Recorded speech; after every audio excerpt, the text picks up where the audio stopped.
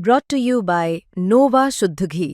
जब जब खाए दिल खुश हो जाए, सदियों का नोवा शुद्ध देसी घी, सपना स्वस्थ भारत का। I love घी घी घी घी घी घी।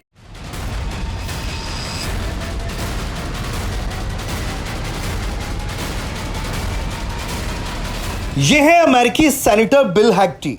इन्होंने एक बैठक के दौरान एक ऐसा दावा कर दिया जिसे सुनकर सबके होश फाख्ता हो गए।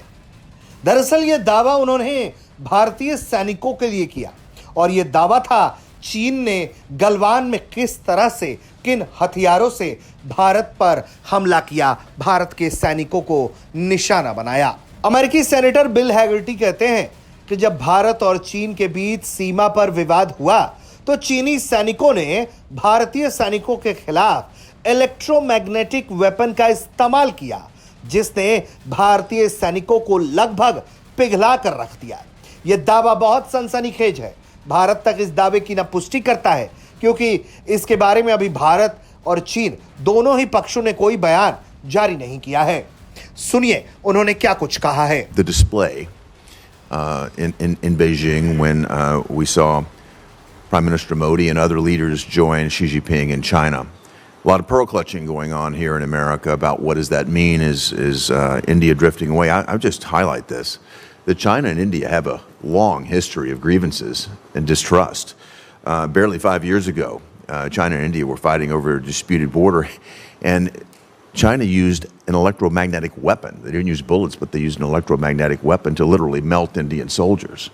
So I think that it's clear to me, and I think it's clear to all of us, that international relations are a lot more than a photo opportunity.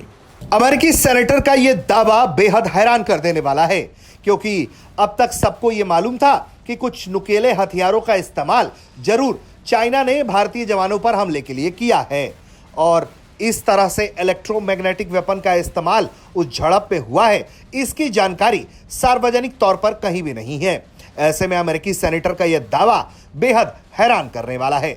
अब आपको यह भी बता देते हैं कि यह दावा किस मौके पर हुआ। दरअसल अमेरिका में दुनिया के देशों के साथ रिश्ते कैसे हों, इसको लेकर अमेरिकी सीनेट बैठी थी और इसी बैठक में सवाल जवाब में शामिल हुए भारत में ट्रंप के द्वारा नियुक्त किए गए नए राजदूत सर्गेई ग्योर। और इसी दौरान बातचीत के क्रम में अमेरिकी सेनेटर ने भारत और चीन और अमेरिका के रिश्तों पर बात करते हुए यह टिप्पणी कर दी, जिसमें उन्होंने कहा कि भले ही पीएम नरेंद्र मोदी ने चीन के राष्ट्रपति के साथ फोटो खिंचवा लिया हो, लेकिन हमें यह नहीं भूलना चाहिए कि 5 साल पहले भारत और चीन के बीच क्या हुआ था और दुनिया भर में जो डिप्लोमेसी है और दुनिया के देशों से जो दोस्ती होती है, रिश्ते होते हैं, वो तस्वीरों से कई अधिक होते हैं और कई ज्यादा गहरे होते हैं। ब्यूरो रिपोर्ट, भारत तक।